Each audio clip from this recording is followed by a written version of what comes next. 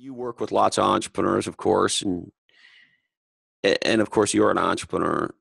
What is sort of the biggest takeaways you have, and maybe the biggest advice you'd give to entrepreneurs, given your experience? Well, that's a big question. I think first realize that entrepreneurship is a tightrope walk between vulnerability and conviction. Um, we we like to use euphemisms for being risk takers, but you know, all entrepreneurs are embracing some level of vulnerability, and it's positive vulnerability. We've elected and chosen to expose the world that vulnerability. If it's opening up a nail salon, if it's trying to change a piece of technology, trying to do new biotech, anything you do, starting a new podcast, everything has a level of vulnerability.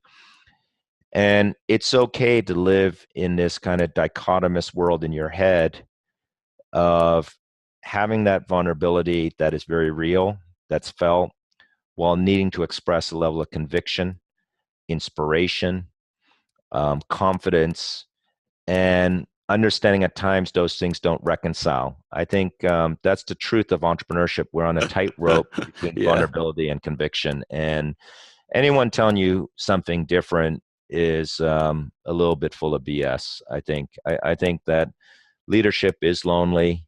Um, the vulnerability is very, very, very real, day in, day out. And, you know, and I'd also say that entrepreneurship goes well beyond just, um, you know, a business side. Vulnerability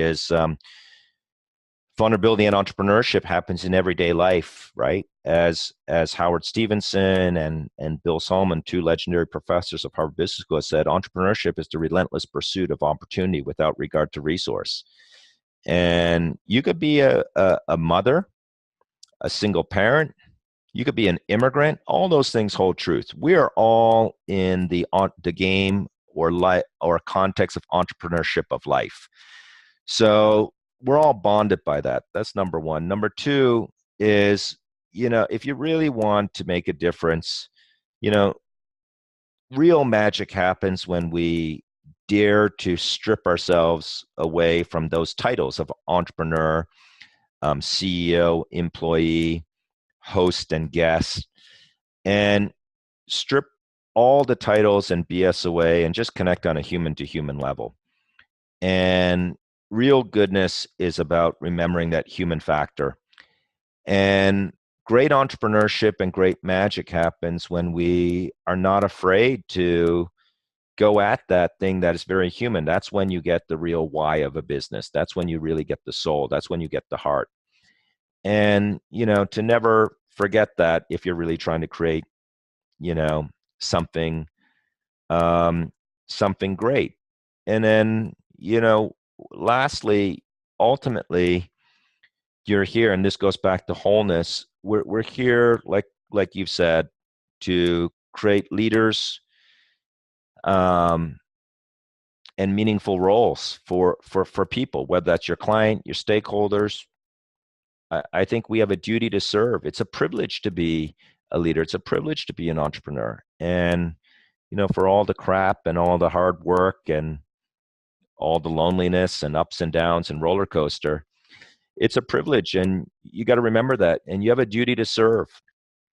And, great long-term profit is just a byproduct of having that right mindset, philosophy, and the purpose and the people will always be bigger than the idea. The founding father of venture capital, George Dorio, has said, given the choice between an A+ idea and a B team, or an A team and even a C or D idea, choose the latter. Great people, and when I say great people, I mean people of not just great competency but great character and values.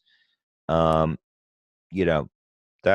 what you want, because life's short. We're 70% of our time at work. Let's be around good people that we care about, and let's help produce more of them.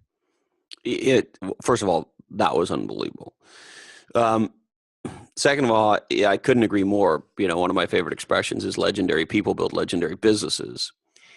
And I was having a conversation earlier today with an entrepreneur who's doing incredibly well, and there's 15 or 20 people in the company, and they're off to a great start. And he says to me, he says, "Hey, yesterday I fired one of our folks, and I just curious, what do you think I should do? Should I have an all hands meeting, or what should I do?"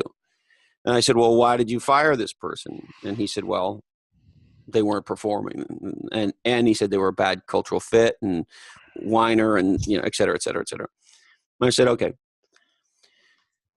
do you think at your company you've got A players?" He says, "Yeah." I said, "Was this person a B player?" He says, "Yeah." I said, did everybody in the company know that?" He said, "Yeah." I said, "You don't need to have an all hands meeting. Yeah. Everybody knows, and everybody knows you did the right thing." Right. And so I guess my point is, particularly in earlier stage or startup companies, one B player can ruin the whole company. Yeah. And it's not just a B from a competency, it's a B from a culture. All around. I couldn't agree I more. mean, it's that old adage, right? A's attract A's, B's attract C's. And it's as simple as that, right? So you need to hold yourself to. I'll go back to the guru Tsun-yan that we talked about. It. He was like, Tony, uh, you focus, common value, common standards. That's it. Common values and common standards. It's just so beautifully succinct that I end up thinking about what is common values. When you have an issue, are these people going to have a common set of principles where we can use those principles as a riverbank to lead us to the right direction of an answer? And common standards from a competency standpoint, if you were building furniture and every detail mattered to you and the stitching on the backstrap that no one saw, but your company valued that because it was just a standard of excellence. Your company valued the inside stitching and lining of a beautiful blazer jacket, or a battery being pre-charged, or the packaging and experience of opening a new product. And you need to have first a grounding on a common set of values, because that connects you to the inner why of any business, and inner purpose, and the heart and the soul. I often talk about that documentary Jiro Dreams of Sushi. And do you feel that common value, like that there's purpose and meaning and a calling? The Greeks had a word for a type of love called agape. And there's different types of love. You have eros, which is very erotic, and you have philia, which is brotherly love, like Philadelphia. But agape is sacrificial love.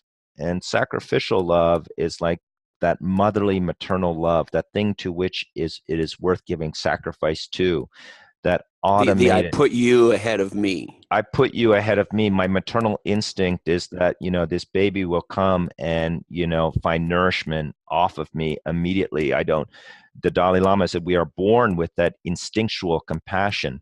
It is the thing that is to which sacrifice is worth giving to. That is like, a grounding of common values and in common standards. Are you going to just do it at a level that makes us all proud, like that we have a standard of excellence, but we embrace the diversity of excellence to which we achieve that standard, and and celebrate the common values behind it?